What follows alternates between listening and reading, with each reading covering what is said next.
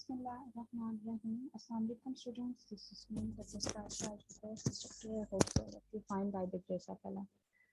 Last lecture में हम लोग स्ट्रिंग हैंडलिंग को देख रहे थे, चैप्टर नंबर 12। आज जो हमने करना है वो है array of strings. Array of strings हमारे पास है क्या? Array of string actually of two dimensional array of characters. Each row of array represent one string. Means कि आपकी जो एरे है उसकी जो हर रो है वो एक स्ट्रिंग को रिप्रेजेंट कर रही है। Each character in an array of string is stored in separate index, जैसे हमने पहले भी बताया।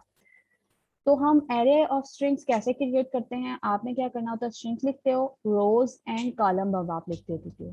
मीन्स कितनी रोज होंगी और कितने कॉलम्स होंगे, ये इसका सिंटैक्स था। अब इसको इनिशियलाइज कैसे करते हैं? जैसे हम एरे को इनिशियलाइज करते थे ना, जो हमारे पास मल्टी डायमेंशनल एरे होती थी जिसमें रोज एंड कॉलम लिखते थे, सेम वही वे इनिशियलाइज एरे ऑफ स्ट्रिंग का है।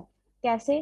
फॉर एग्जाम्पल आपने 3 रोज एंड 5 कॉलम्स, तो आपने ये देखें 5 वैल्यूज हैं स्टार्ट में और ये 3 आपके पास कॉलम्स हैं और ब्रैकेट बंद। तो इससे क्या होगा, ये 3 रोज और 5 कॉलम्स आपके पास क्रिएट हो गए। आप इसी तरह जैसे देखें 3 रो और 10 कॉलम्स। रो 3 ही है, मींस अली, अब्दुल्ला, उस्मान 3, और 10 मींस 10 जिसके कॉलम हो सकते हैं। अली ने तो जाहिर सी बात है 3 ही लिए, बाकी स्पेसेस वो 0 मतलब नल कंसिडर होंगे। बाकी अब्दुल्ला, फिर उसके बाद उस्मान, जैसे ये है।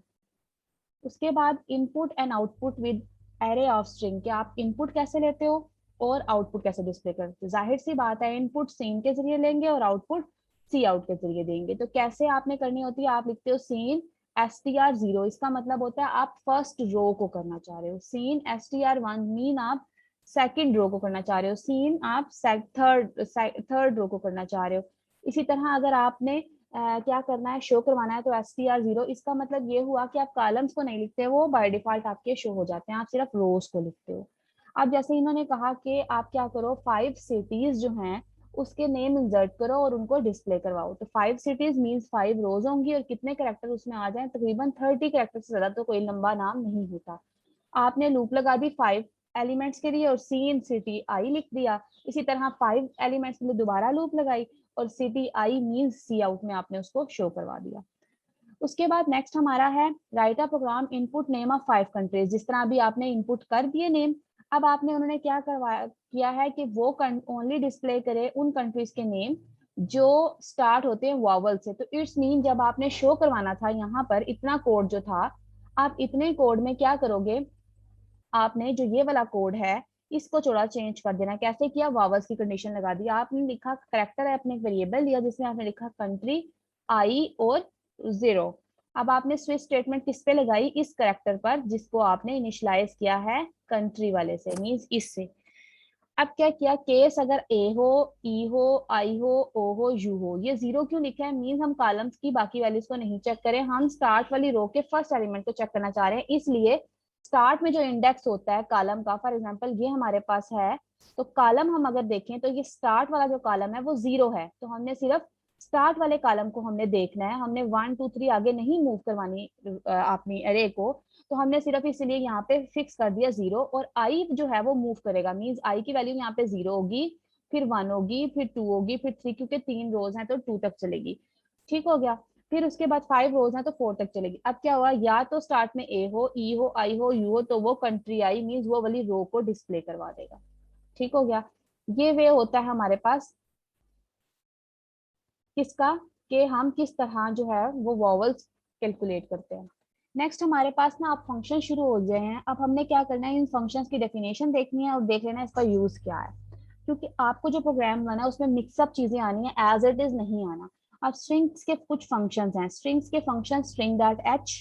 ठीक हो गया। इसकी याद रखनी है, जो भी आपका फंक्शन होगा ना, जैसे अभी ये देखें जितने भी हम फंक्शंस करने लगे हैं इन सब की कोई ना कोई हेडर फाइल होती है। तो उसकी हेडर फाइल उन्होंने बता दी कि स्ट्रिंग डॉट एच, ये हेडर फाइल आपने मस्ट इंक्लूड करनी है अगर आपने कोई भी फंक्शन यूज करना है तो। अब सबसे पहले है मेम करेक्टर। इस ये फंक्शन क्या करता है, search a byte with particular value in buffer. Means आपने बफरिंग में से कोई पर्टिकुलर वैल्यूज को सर्च करना है तो आप मेम करेक्टर फंक्शन है इसको कॉल करते हो। ठीक हो गया। ये क्या करता है, for count byte are until value is found, तब तक काउंट करता है जब तक आपको वैल्यूज नहीं मिल जाती। It return a pointer to first location of the value in the buffer the function return null value if the value is not found. For example देखिए मैम कैरेक्टर बफर, ठीक है, बफर में से उसने ढूंढना है, बफर ये indicate करता है नेम ऑफ बफर कौन सा है जहां से आपने वैल्यू को सर्च करनी है, यहाँ पर आपने वो लिखना है, नेम लिखना है बफरिंग का। करेक्टर ठीक हो गया, और उसका साइज बता देना। करेक्टर क्या इंडिकेट करता है, जो वैल्यू आपने सर्च करनी है बफर में से, साइज क्या इंडिकेट करता है कि बफर का साइज क्या है। नेक्स्ट आपके पास क्या है, अब देख लें, ये सेम वो वे है। आप बेशक इसके ना प्रोग्राम्स मत कीजिएगा, मींस इसको बस देख लीजिएगा, आपने बस ये वैल्यूज जो आपके पास जितने भी फंक्शंस हैं इनको और इनके यूजेस को देखना है। अब इन्होंने वैसे लिखा हुआ है टेस्ट, टेस्ट स्ट्रिंग है, 4 सर्च एक ले लिया वेरिएबल, एक पॉइंटर टाइप रिजल्ट ले लिया, एंटर सिंगल कैरेक्टर जिसको आपने सर्च करना है वो सर्च में आ गया। अब टेस्ट स्ट्रिंग आपके पास पुट्स टेस्ट, जो आपने पुट्स क्या करता है, स्ट्रिंग्स को करने के लिए होता है ना। अब उसके बाद क्या है, सी आउट मेंबर कैरेक्टर, मेम character is looking for search, जहाँ पे अब क्या है टेस्ट, जहाँ से जो आपने इनपुट की थी स्ट्रिंग, ठीक हो गया।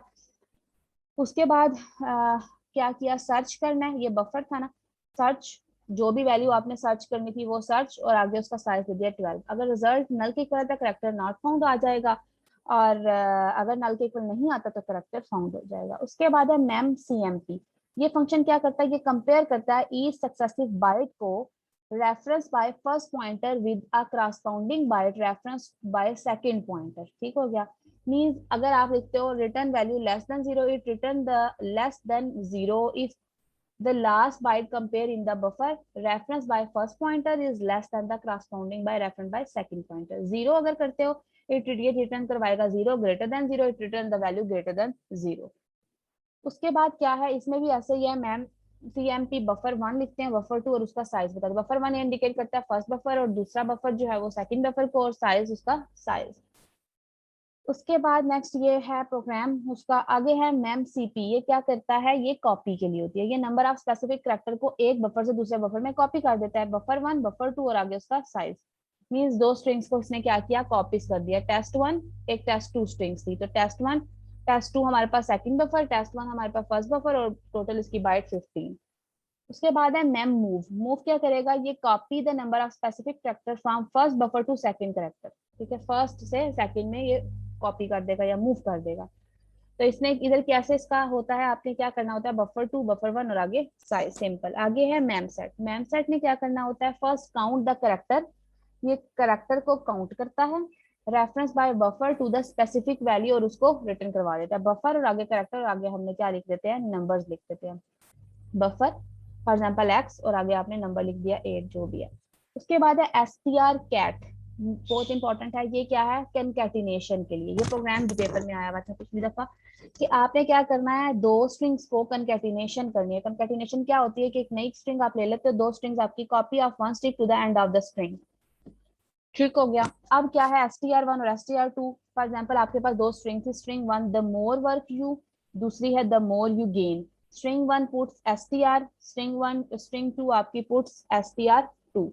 अब क्या हो गया, आपने क्या किया, कंकैटिनेशन करना, तो str कामा str2, तो ये क्या होगा, पुट्स str1, तो ये क्या होगा कि दोनों कंकैटिनेशन होंगी, और पुट्स str1 में दोनों आपकी नजर आ जाएंगी। आगे है strn कंकैटिनेशन, ये क्या करता है, स्पेसिफिक नंबर ऑफ कैरेक्टर को करता है। Specific number of character means आपने हेलो लिखा, दूसरा हेलो वर्ड है, फर्स्ट सेकंड 6 है, तो ये इंडिकेट करेगा number of character to be appended. उसके बाद है अपेंडेड मींस आपके क्या है, number of character of one string to the end of string, it also terminate the result string will null character, the string in which the value is copied should have enough space to hold the result. उसके बाद है str character है, ये function क्या करता है, ये find करता है फर्स्ट अकरेंस को करेक्टर में या स्ट्रिंग्स में जो पॉइंटर को उसने रिटर्न करवाना होता है। नेक्स्ट आपके बाद है strrchr, ये करता है find and the last occurrence character, यानी जो आपने लास्ट अकरेंस करेक्टर है उसको आपका क्या करेगा, ये फाइंड करेगा स्ट्रिंग में से और पॉइंटर को रिटर्न करवा देगा। strcmp है, इस फंक्शन है, ये मूव करता है कंपेयर टू स्ट्रिंग्स को कंपेयर करने के लिए। आपने जस्ट इनके नेम और फिर इनके यूजेस देख लेना, ये यूज कैसे होते हैं। उसके बाद क्या है stricmp, ये क्या करता है, function use to compare two strings, character by characters को ये कंपेयर करने के होता है, मीन स्ट्रिंग ग्रेटर देन 0 है, इक्वल देन 0 है या क्या है। उसके बाद strcmp है, ये क्या है, compare specific number of character in to strings को कंपेयर करने के लिए होता है। कंपैरिजन जो होता है इसका केस सेंसिटिव होता है। आगे है str कॉल। इसने क्या करना है, function is use to compare two strings को ये कंपेयर करने के लिए होता है using the collecting sequence specify by set locate function से हम क्या करते हैं, इसको कैलकुलेट करते हैं। उसके बाद strcpy, वही स्ट्रिंग कॉपी, कि आपने क्या करना है, copy one string to another strings में आप इसको करते हो। strn, तो ये क्या है, another including the terminate null character, ये दोबारा से रिपीट हो गई चीजें। उसके बाद नेक्स्ट जो हमारे पास है str स्ट्रिंग strp ये लोकेट करता है first occurrence in the string 2 by s1 or any character from string pointed to by s2। आगे ये कुछ और हैं हमारे पास फंक्शंस हैं str fmr, इंशाल्लाह ये हम नेक्स्ट लेक्चर में देखेंगे। आज के लिए इतना ही, मिलते हैं नेक्स्ट ट्यूटोरियल में। अल्लाह हाफिज।